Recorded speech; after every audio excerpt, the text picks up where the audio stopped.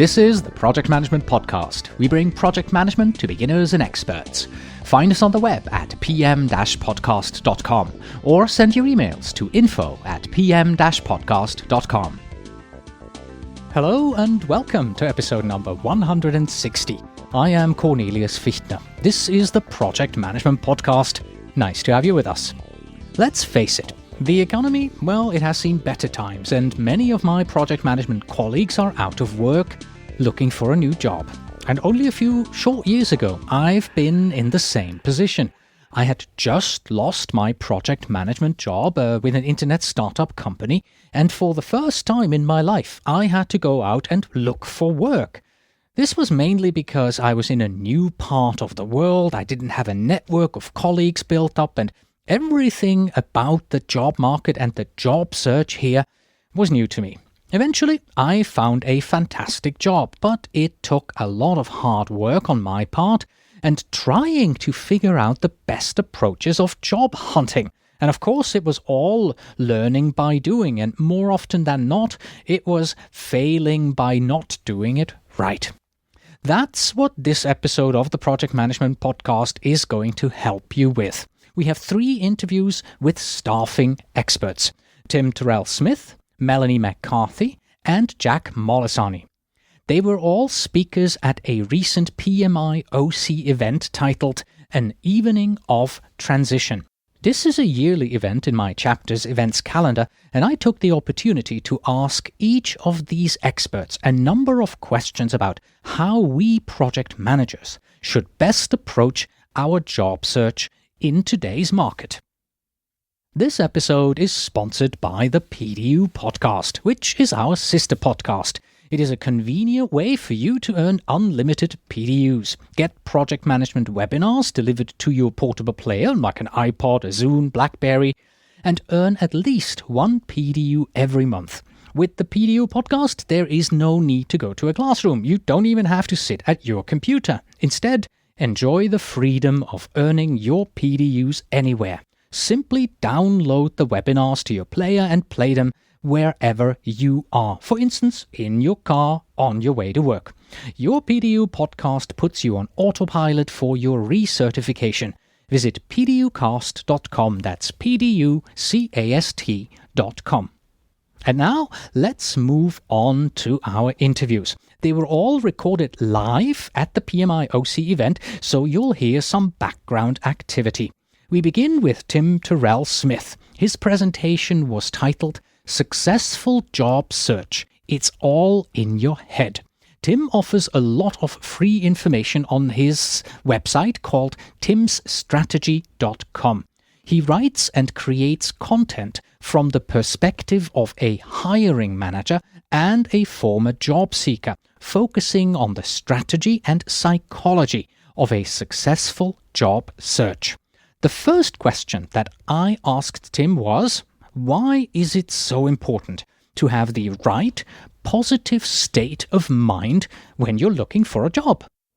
Well, it's really incredibly important, Cornelius, because every action you take during your job search requires a positive mindset. You need to feel good about yourself in order for your actions and the things that you do, the things that you create, to represent that positive nature. If you're feeling desperate, if you're feeling tired or frustrated, that will come across to the people that you meet. It will come across in terms of a resume that isn't confident enough and strong enough, and it will not let people see the real you if you're not positive and feeling good about yourself. And how about avoiding the stigma of being out of work, of walking into a meeting and saying, "Hi, my name's Cornelius, I'm out of work"? Yeah, there used to be a bigger stigma before this new economy hit us, but we all know now so many people in our lives who are out of work and who've gone through these tough times.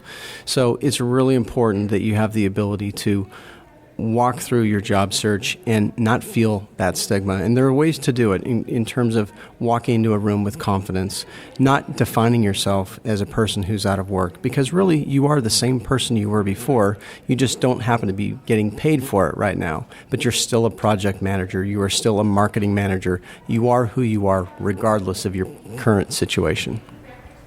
Nowadays, everybody has a computer and job search happens from home, usually online.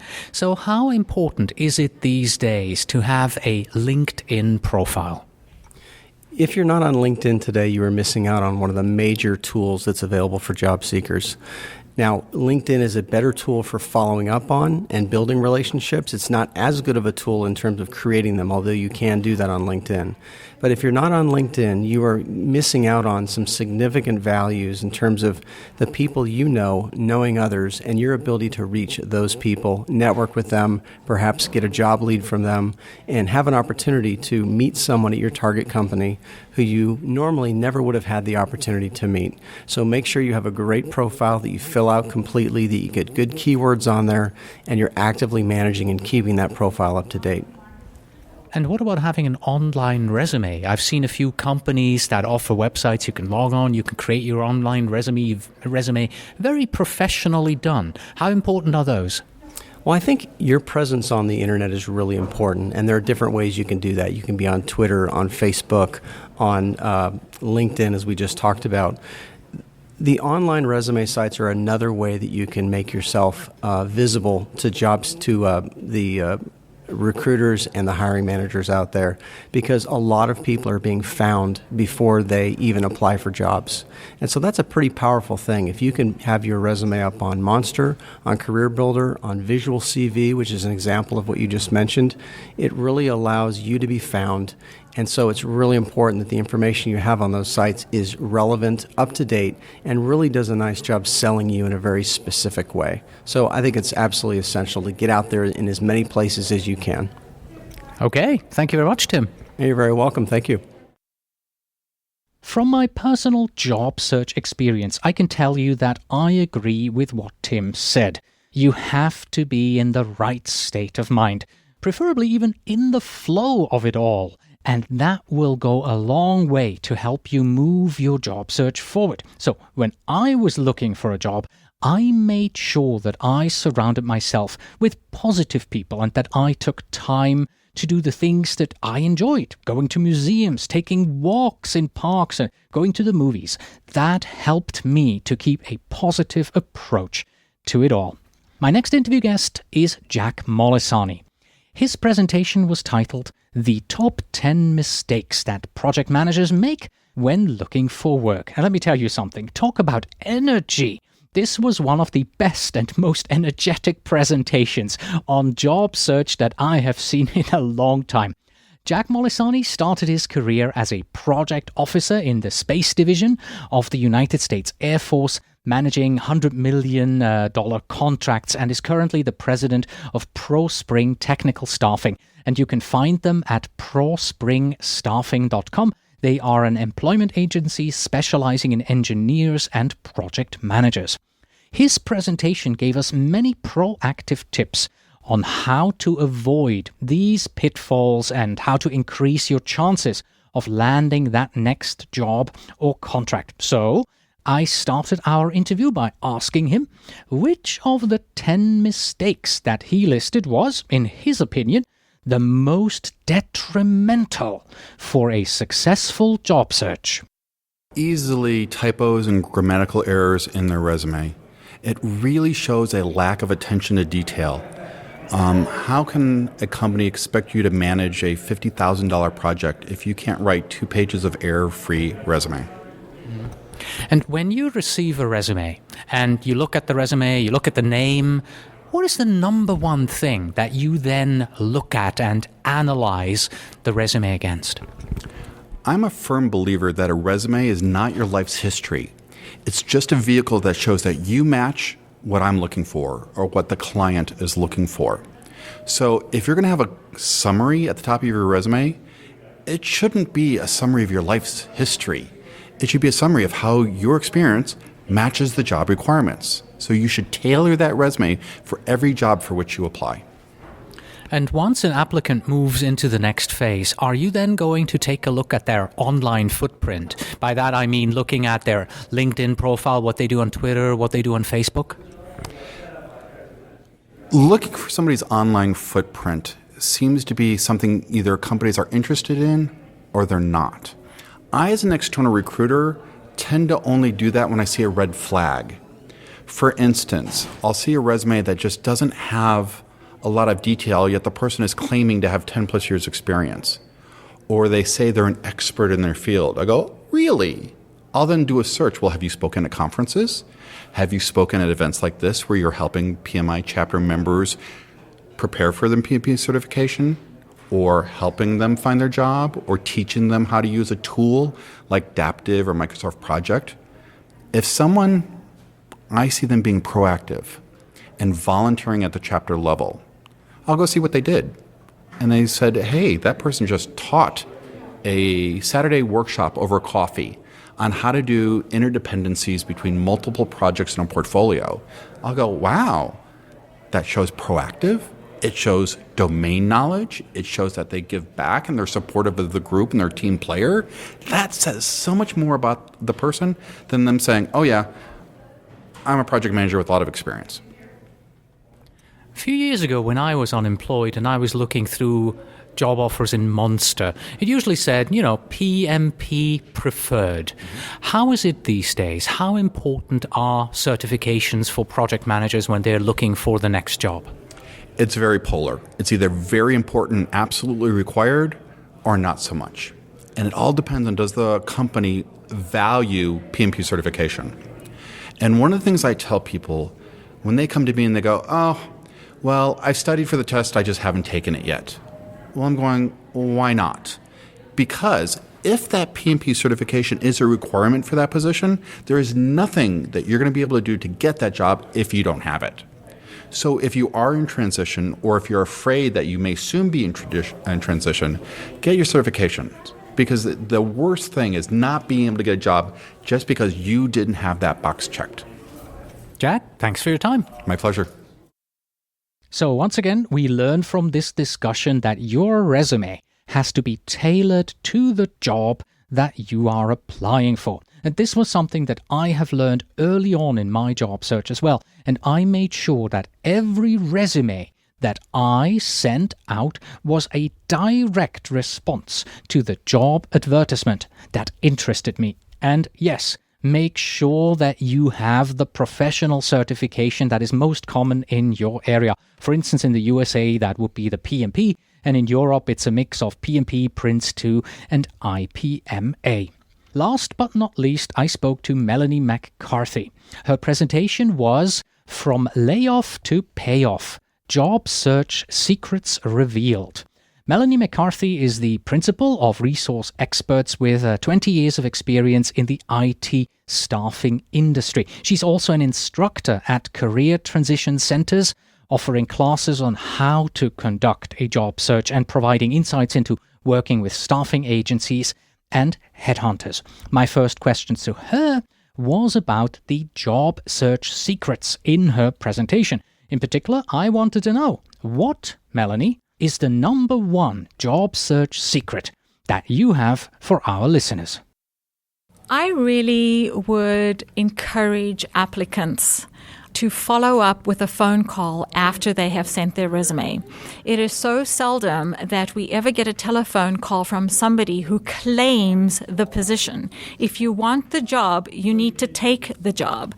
Call me and give me the reasons why you feel you are uniquely qualified for the position that I am recruiting for, and sell yourself. It might be a very difficult call to make, but as an employer, I'd far rather hire somebody who feels the fear but does it anyway.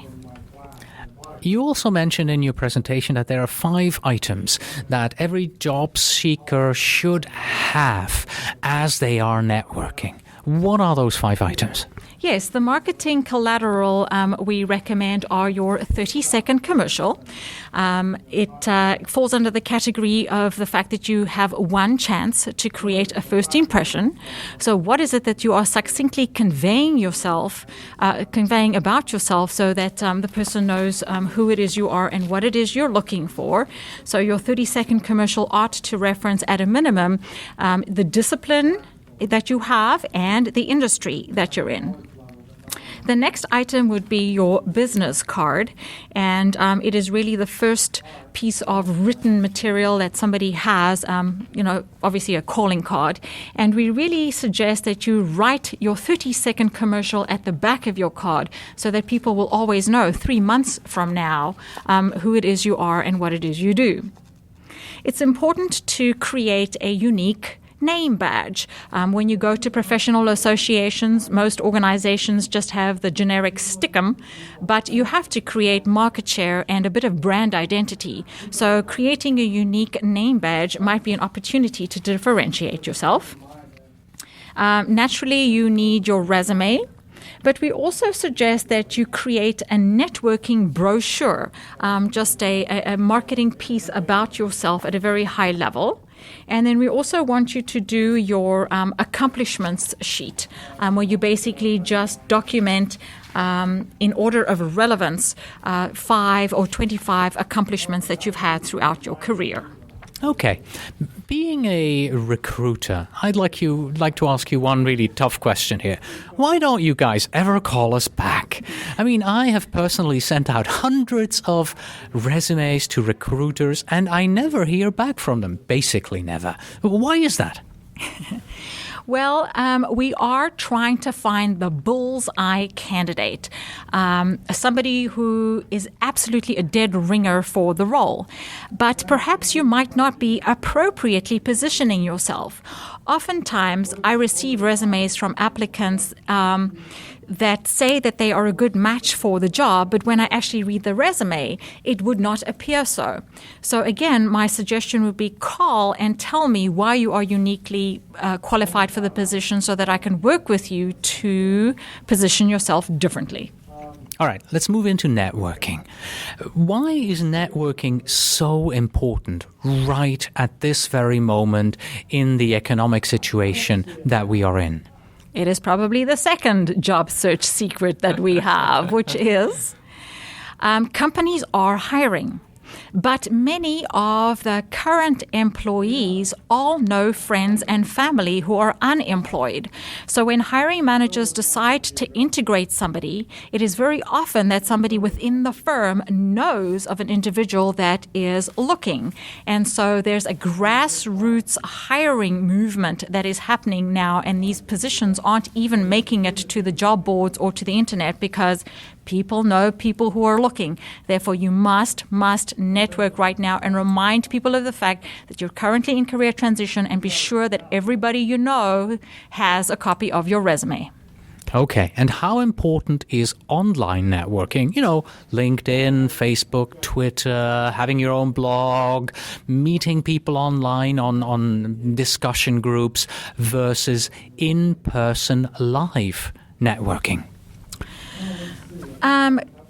Companies hire people. Companies do not hire resumes. Companies do not hire email applications. So while electronic media is a great way to make a first contact with somebody, you're going to have to take that to the next level by meeting somebody and asking for a referral or opportunity for them to set you up with a networking interview with a potential hiring manager. So it does have value, but at the end of the day, everybody who I have heard of who's been hired has at some point had to sit behind or across the desk from a hiring manager. So in person is the way to go.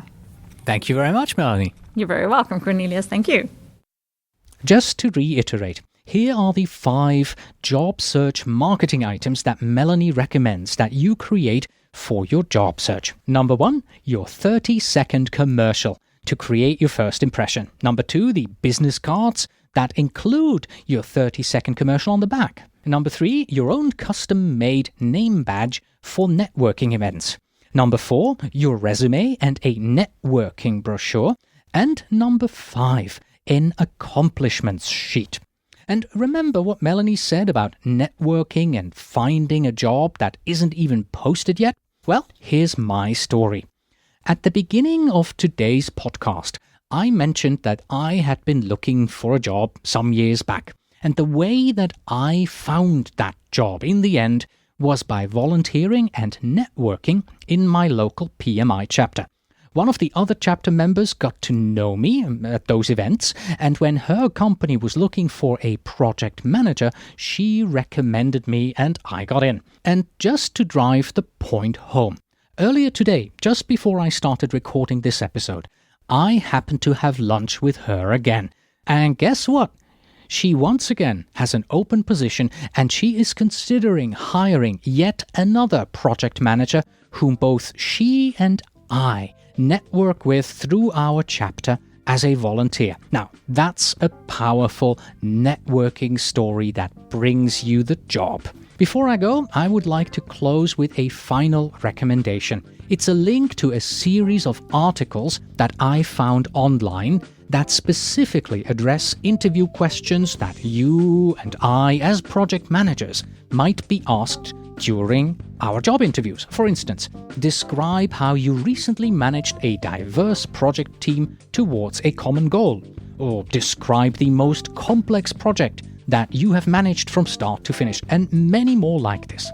The series can be found on best-job-interview.com, and the link to it starts with www, but it's way too long to read out here.